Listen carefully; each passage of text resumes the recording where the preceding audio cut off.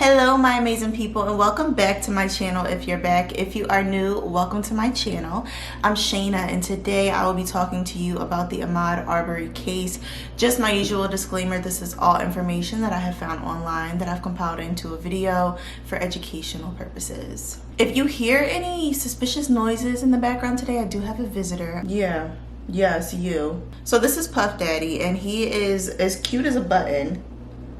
And I love him, but he gets into everything. So if you hear some crazy noises or you don't know what's going on in the background of my video today, it's because of this little angel of mine. But on a serious note, this is a case that is very near and dear to me. I remember vividly when the whole incident transpired. I remember where I was when I heard about the story. I remember tweeting about it and posting on Instagram about it, and just realized that it would be a good one to cover on my channel. So without further ado, thank you so much for joining me today, and let's get started.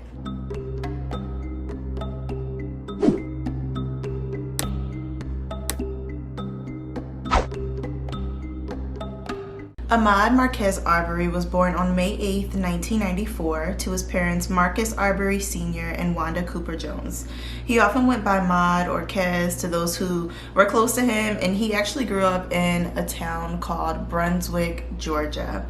Growing up, Ahmaud's first love was football. He played football as early as he could, starting out playing pee-wee football and then continuing to play all throughout high school.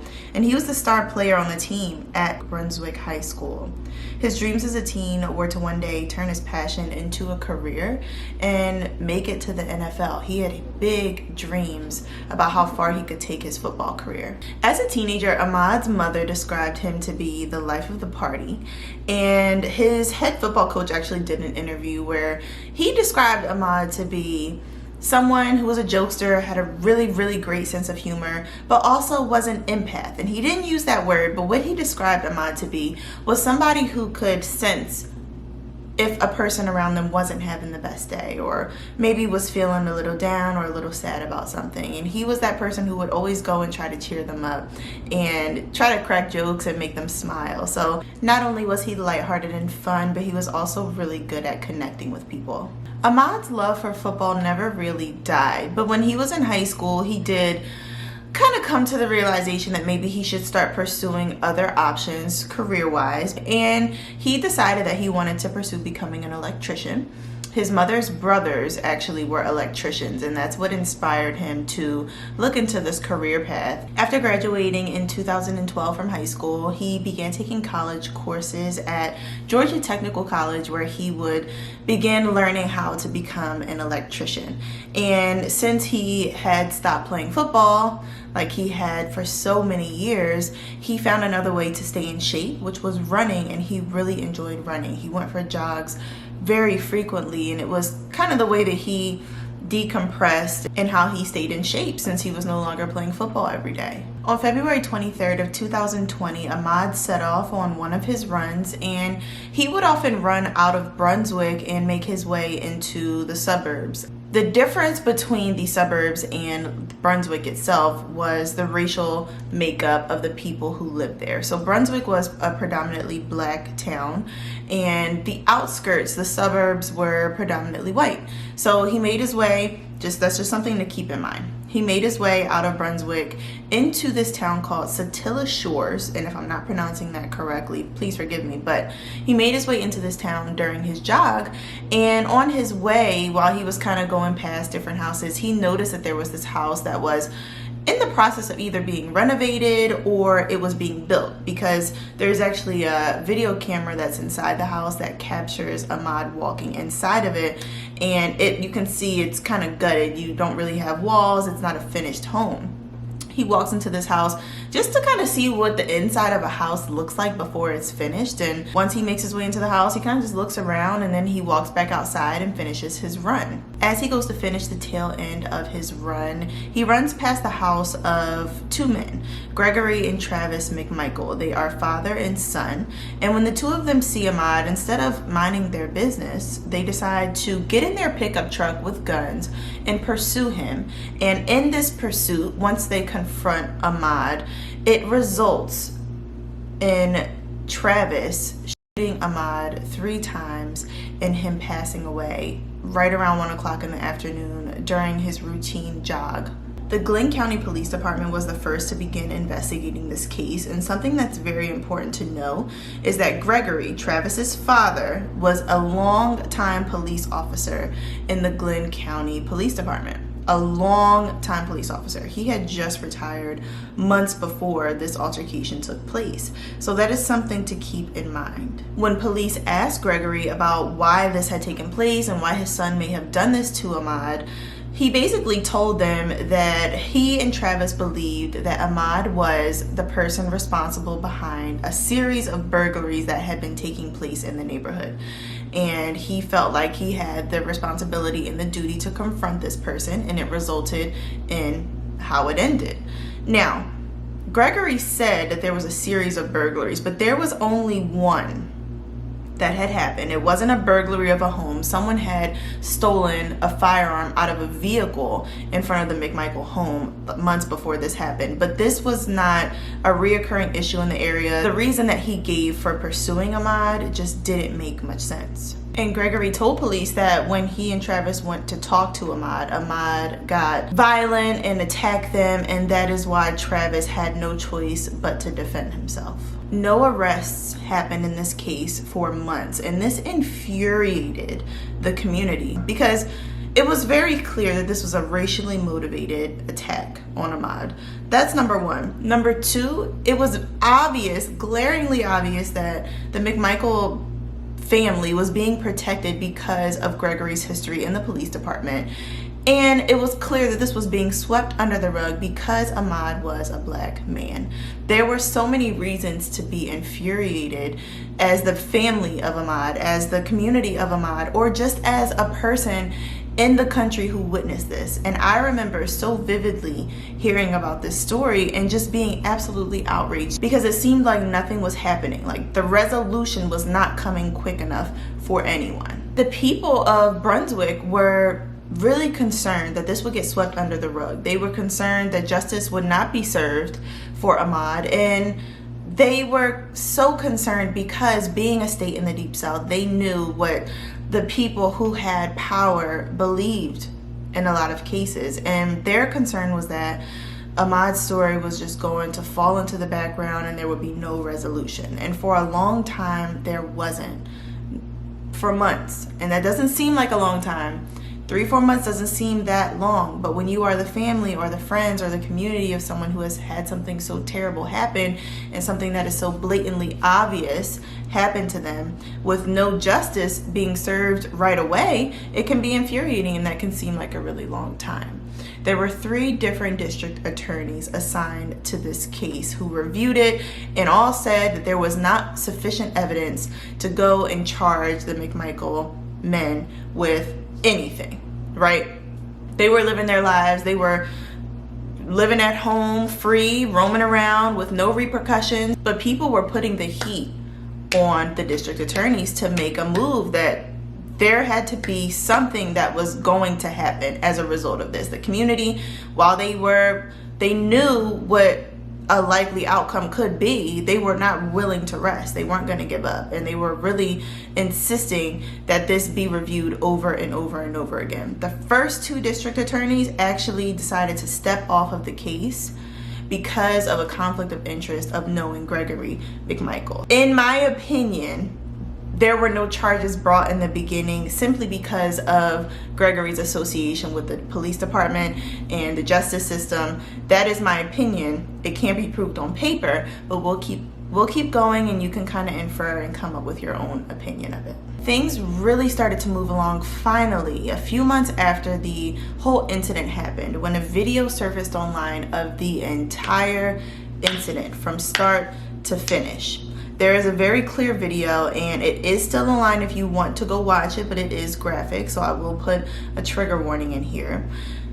It depicts everything. So this person, whoever's recording, is driving their car, and they're driving down a tree-lined road. You can see Ahmaud running a few hundred feet ahead of the car, and it follows him, and he's running towards what looks like a parked pickup truck. It's a white pickup truck. And as we know, Gregory and Travis McMichael were in this truck. As Ahmaud approached the truck, you can hear yelling, and when he gets really close to them, the camera kind of pans off, so you don't see exactly what happens in that first moment, but you hear yelling. So you hear Gregory and Travis yelling at Ahmaud, but it's very, very hard to make out what they were saying. I could not make out what they were saying. The video is here on YouTube if you decide that you want to go watch it for yourself.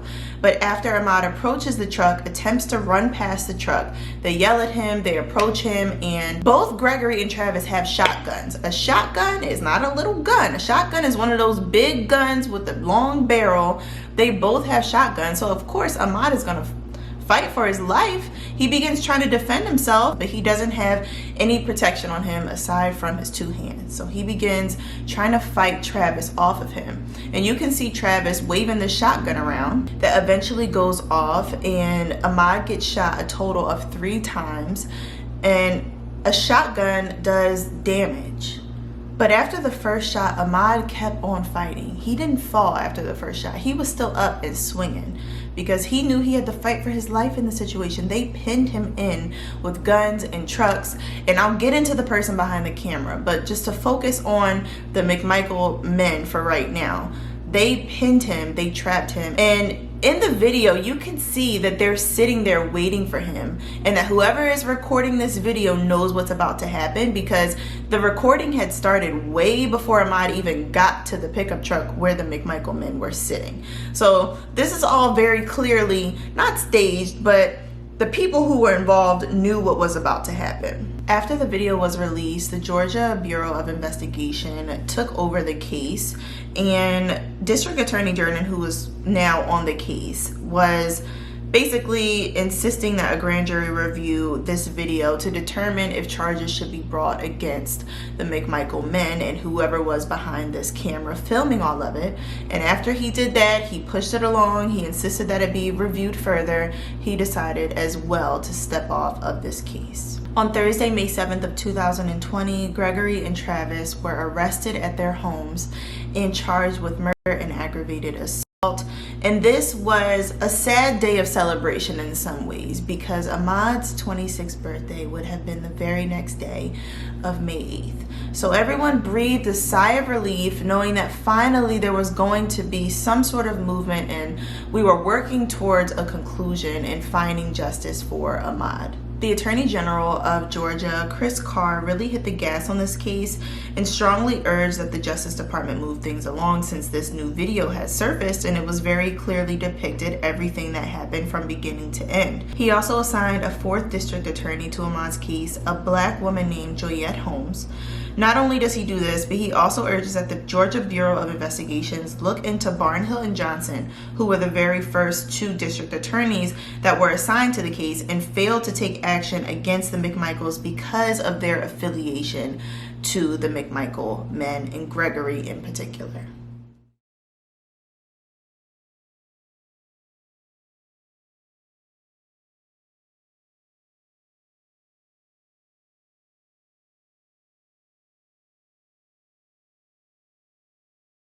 Now you may be wondering about the person behind the camera. Who was this monster who recorded everything, who seemed to know what was going to happen before it happened, who didn't turn the camera off when he saw that there was a fatal altercation happening? This person's name is William Bryan. He was a neighbor and a friend of the McMichael men, and this man knew that they were planning to confront and attack Ahmaud, because like I told y'all, he was recording Ahmaud running before he got to the truck that the McMichael men were sitting in. He knew that Ahmaud was running into a trap, and he had his phone out with the film rolling before everything even started, which shows me that he was in on it, that he wanted to have a video as some sort of trophy to remember the awful thing that they did to Ahmaud. That is the way that I see it. It is blatantly obvious, like it's clear as day that this man knew what was happening. Why else would you have your phone out while you're in the driver's seat, record someone running into a trap, and then just keep recording once everything starts happening? So just keep the phone rolling. Don't get out and try to stop it or yell out the window, hey, what's going on? Or turn the video off and call the police. This man knew everything that was going on, and he is just as much of a monster as Gregory and Travis. Later in the month of May, he was arrested on felony murder charges as well. And people in the community where he's from have tried to come out and say good things about him and say he's not this type of person, he's not a murderer, he is a good man. And I'm not even gonna get into any of that, because the simple fact of the matter is that he is not. All three defendants have pled not guilty for committing a racially motivated attack on Ahmaud and murdering him. And the trial, it's very clear, the trial is supposed to begin in October. Their entire plan is for this to just be a smear campaign. As you noticed in my intro, I said all the good things about Ahmaud because nothing from his past justifies what happened to him. The defense has made it clear that they plan on using all of Ahmaud's past, all of the minor charges that he had when he was young. They're planning to bring those up and use them as a way of justification for what Gregory and Travis did. Not only that, goodness y'all, this is what frustrates me the most. Not only that, they have filed a motion that in the court, when the jury is listening to the defense and the prosecution, that the prosecution, as well as no one else in the courtroom, can use the word victim when referring to Ahmaud. That they have to use his name or some other descriptor, but they can't use the word victim because it paints a picture that may make the jury sympathize with him a little bit more and then become biased. But this is the icing on this messed up cake. This is it. Cherry on top.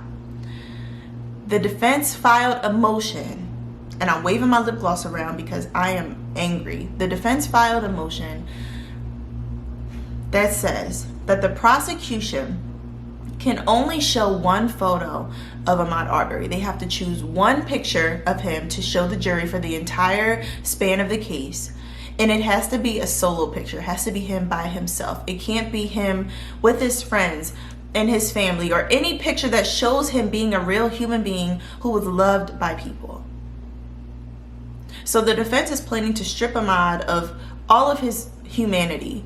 And it's absolutely disgusting. But the prosecution has the video on their side, if nothing else. If all these motions do get approved and all of these restrictions are accepted, which I hope they're not, the prosecution has the video at their disposal. So many people have seen this video. This case is well known across the United States for sure, probably across the world. People have heard his name. They have the video on their side. All three of these men are incarcerated until their trial. And what I was thinking about when I was doing the research for this case is not only this awful thing happened to Ahmaud, extremely tragic, extremely heartbreaking, extremely unnecessary. If this happened when Gregory was not a police officer and he was confident enough that he and his son can roll on down there and do this to someone and get off, what was this man doing when he was still wearing the badge? What was he doing when he was still wearing the uniform? The thought of what he may have been involved in and covered up and never brought to light certain things, or what he may have had a hand in that negatively affected other people, is terrifying to me. It's just crazy that this is still happening today. Like, we like to think that we're such a progressed society and that we've made strides to be better, and we have in some ways, but it seems like sometimes we regress. Like, we go backwards, and it just kind of blows your mind that people could be so detached from reality to think that because of someone's skin color, they are worth less, or they are criminals, or that they were the person who burglarized your neighborhood just because of the color of their skin, that it is okay to kill them.